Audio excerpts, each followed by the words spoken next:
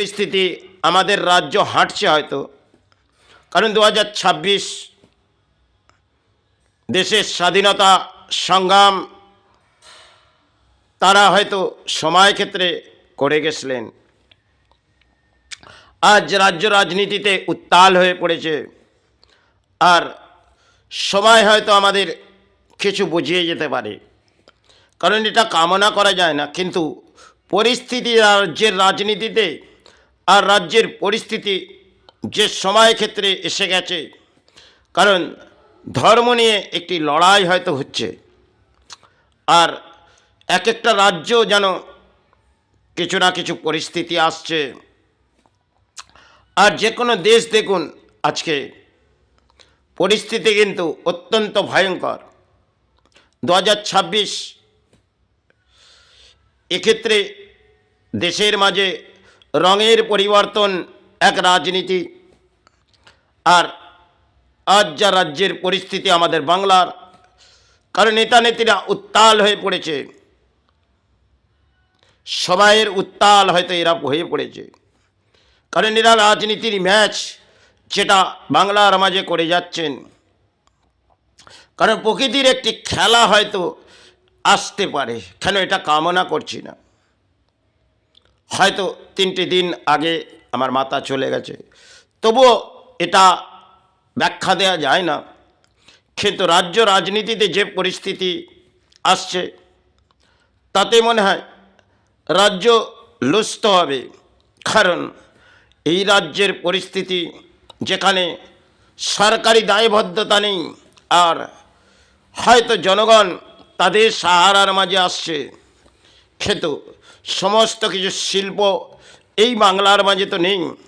হয়তো প্রকল্প কেউ না কেউ গড়ে দিয়ে যাচ্ছে, কারণ 2026 ভোট ব্যাংকের সাহারা কেউ না কেউ এগিয়ে আসবে, আর জনগণ সেই পথটাই খুঁজছে, কে আগে আসবে আর কে যাবে। কিন্তু রাজ্যের পরিস্থিতিতে এক একটা দেখুন জায়গার মাঝে কিছু না কিছু জ্বলে উঠছে, আর কিছু না কিছু মৃত্যু ঘটছে। হয়তো 2025 সেটাও কিছু খেলা হয়তো গেছে।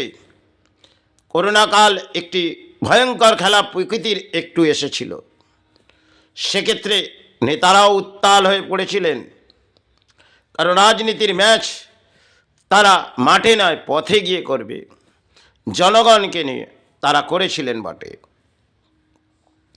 কিন্তু সময়ের কামনা করছি না, কিন্তু এই রাজ্যের যা পরিস্থিতি এবং এই দেশের যা কেন ব্রহ্মাণ্ডর পরিস্থিতি, কিন্তু গ্রহ নক্ষত্র একটা সময় হয়তো খারাপ, সেটা ঘেঁষলেন, হয়তো সে সময় পেরিয়ে গেছে।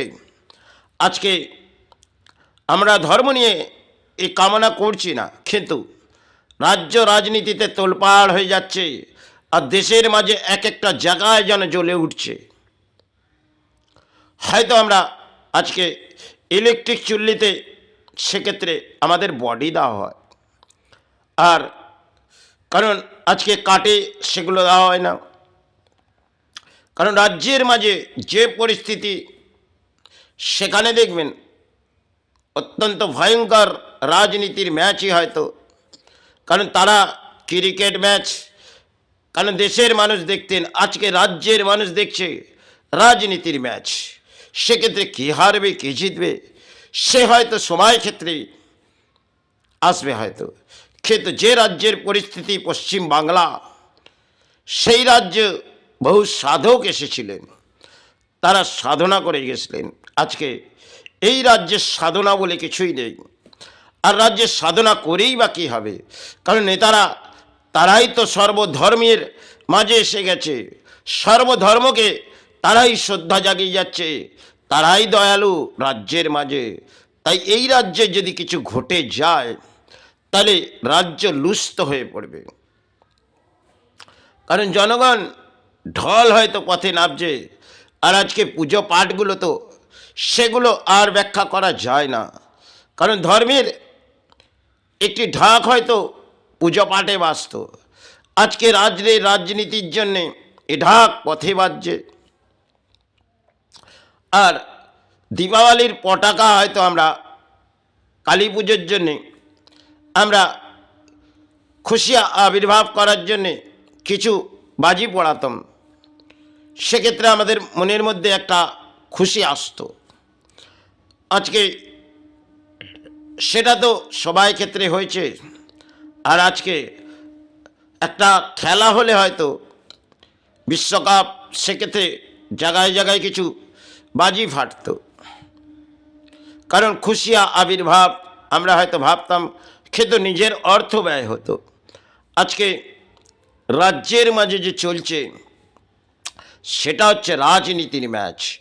এরা খেলছে আর এদের খেলার পেছনে জনগণ সাহারা দিচ্ছে।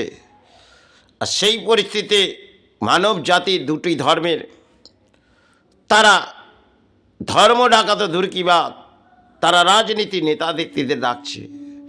তাহলে এই পরিস্থিতিতে কলির একটি দণ্ড হয়তো গেছে, আরেকটি দণ্ড যদি এই প্রকৃতিতে 2026 এসে যায়, তাহলে বাংলা সরকারও লুঝতে হবে। আর তাতে জনগণ যারা ওদের সাহারার মাঝে আছে, তারা কোন সাহারার? ধর্ম শ্রেষ্ঠ। আজকে ধর্ম একটা রাজনীতির মাঝেও চলছে, আর ধর্ম নিয়ে এরা হিংসা বৃদ্ধির মাঝে ছড়িয়ে যাচ্ছে।